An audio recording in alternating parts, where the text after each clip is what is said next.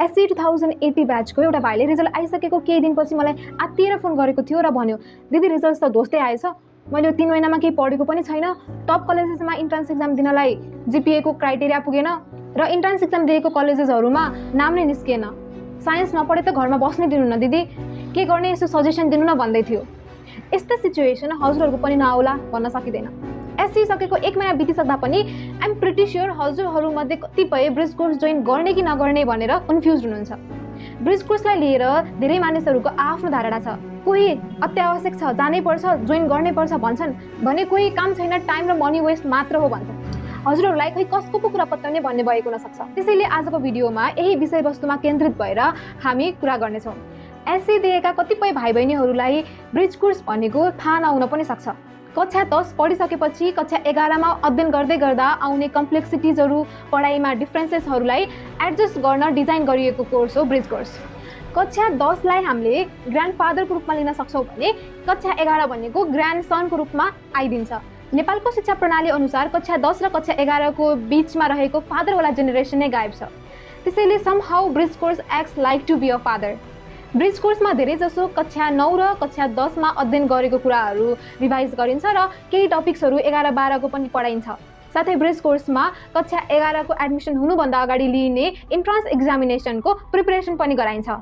कक्षा 10मा त्यत्रो दिनरात नभनी पढिसकेपछि पनि यो फेरि 3 महिने कोर्स लिनै पर्छ। इन्ट्रान्स एक्जामिनेसन त्यति गाह्रो हुन्छ कि ब्रिज कोर्स नपढी हामीले इन्ट्रान्स एक्जाम टप गर्न सकिँदैन?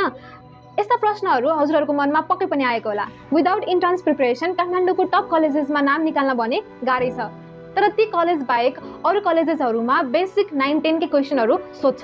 यो भन्दै गर्दाखेरि ब्रिज कोर्स जोइन नगरेर कतिपय भाइ बहिनीहरूलाई फियर अफ मिसिङ आउट पनि भइरहेको छ। मार्केटमा इन्ट्रान्स प्रिपरेसनका किताबहरू सजिलो उपलब्ध छन्, जसलाई किनेर हजुरहरू घरमै बसेर पनि इन्ट्रान्स प्रिपरेसन गर्न सक्नुहुन्छ। यसो भन्दै गर्दाखेरि के ब्रिज कोर्स कामै नलाग्ने हो त? जे जति भाइ बहिनीहरूले ब्रिज कोर्स जोइन गरेका छन् कि तिनीहरूले टाइम र मनी वेस्ट गरिरहेका छन् त? 3 मन्थ्स भनेको एकदमै लामो भ्याकेसन हो। आजसम्म आइपुग्दा हजुरहरूले यति लामो एजुकेसनल ब्रेक पाउनु भएको थिएन। घरमै बसेर बोर अनप्रोडक्टिभ हुनुभन्दा सोसलाइज गर्न, नेटवर्क बढाउन, अरू डिफ्रेन्ट स्कुल्सका साथीहरूसँग चिनजान गर्न, फ्रेन्ड सर्कल बढाउन, नयाँ कुराहरू सिक्न, पढेको कुराहरूलाई बिर्सन नदिन, +2 को फाउन्डेसन बनाउन यदि हजुरहरू फाइनेन्सियली एबल हुनुहुन्छ भने ब्रिज कोर्स हजुरका लागि उपयोगी हुन सक्छ। आफ्नो पर्सनल एक्सपिरियन्सबाट भन्दैछु, यदि हजुरहरूले म्यानेजमेन्ट जोइन गर्ने सोच्दै हुनुहुन्छ भने, आफ्नो करियरमा क्ल्यारिटी छ भने ब्रिज कोर्स नगर्दा पनि हुन्छ। साइन्स स्ट्रिम लिने सोच्दै हुनुहुन्छ भने ब्रिज कोर्स जोइन गर्नुहोस्। तर सेल्फ प्रिपरेसन गर्न सक्छु जस्तो लाग्छ भने घरमै बसेर पनि मजाले प्रिपरेसन गर्दा हुन्छ। बरु ब्रिज कोर्सका लागि छुट्याइएको टाइम र पैसाले जीवनमा उपयोगी हुने स्किल्सहरू पनि सिक्न सक्नुहुन्छ। एससी दिएका भाइ बहिनीहरूका लागि यो मेरो पर्सनल सजेसन हो। डिसिजन चाहिँ हजुरहरूको। एससी पछि हजुरहरूले लाइफकै पहिलो यति लामो छुट्टी पाउनु भएको छ। 10 कक्षासम्म हेर्दा विद्यार्थीहरूको अधिकांश समय विद्यालयमा नै बित्छ। लाइफमा पढाइसँगै तपाईँहरूलाई धेरै स्किल्स चाहिन्छ। स्किल्स गेन गर्नलाई योभन्दा बेटर समय हजुरहरूलाई कहिले मिल्दैन। आफ्नो हबिजहरू एक्सप्लोर गर्नका लागि बेस्ट टाइम यही नै हो।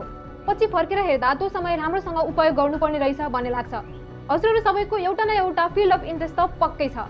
डान्सिङ गर्न मन लाग्छ भने डान्स गर्नुहोस्, गीत गाउन मन लाग्छ भने गीत गाउनुहोस्, लेख्न मन लाग्छ भने लेख्नुहोस्, public speaking, content creation, graphic designing, video editing, swimming, driving, cooking, learning language, improving communication skills, जे गर्न मन छ त्यो गर्नुहोस् र आफ्नो टाइमलाई प्रोडक्टिभ बनाउनुहोस्। यी स्किल्सहरूले हजुरहरूको फर्दर लाइफ र करियर सेपिङमा महत्त्वपूर्ण रोल खेल्छ। यो 21st सेन्चुरीसम्म आइपुग्दा अहिलेको समय भनेको टेक्नोलोजीको हो।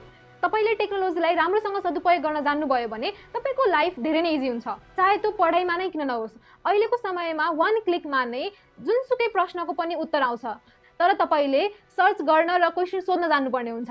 लास्टमा जाँदै जसरी हुन्छ यो 3 महिनाको समयलाई म्याक्सिमम युटिलाइज गर्नुहोस्। फ्युचरमा कति पनि रिग्रेट नहुने गरी अहिलेको समयलाई राम्रोसँग सदुपयोग गर्नुहोस्। त्यति बेला समय हुँदा रिल्स हेरेर, टिभी हेरेर, सुतेरै मात्र बिताए भनेर रिग्रेट चाहिँ नहोस्। हजुरहरूले चाहिँ यो 3 महिनालाई कसरी सदुपयोग गर्ने सोच्दै हुनुहुन्छ?